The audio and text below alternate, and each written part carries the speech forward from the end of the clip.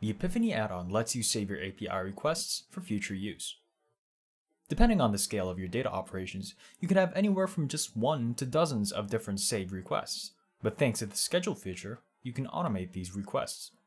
In this tutorial, we'll show you how to schedule automatic requests in Apipheny.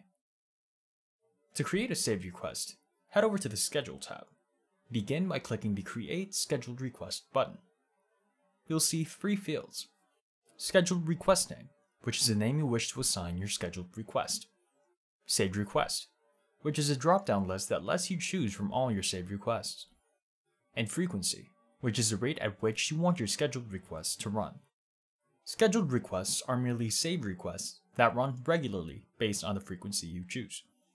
To create a scheduled request, you must first create a saved request.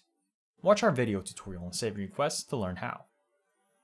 Once you've chosen your saved request from the dropdown, choose a frequency you'd like it to use. You can schedule a saved request to run every hour, day, week, or month.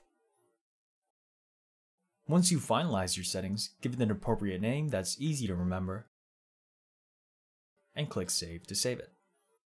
Once you click Save, your scheduled save request will automatically trigger according to the frequency you've chosen.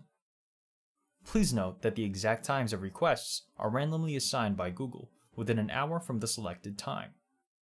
If you schedule a request to trigger at 9 AM, Google will choose a time between 9 AM and 10 AM and keep that timing consistent. You may also wonder why Apipheny doesn't offer faster frequencies, and that's because Google limits add-ons to update only once an hour at most, which is why the fastest frequency you can choose is hourly. And that's it. Congratulations, you now know how to schedule automatic requests in Apipheny. Let us know in the comments below if you have any questions, and we'll see you next time.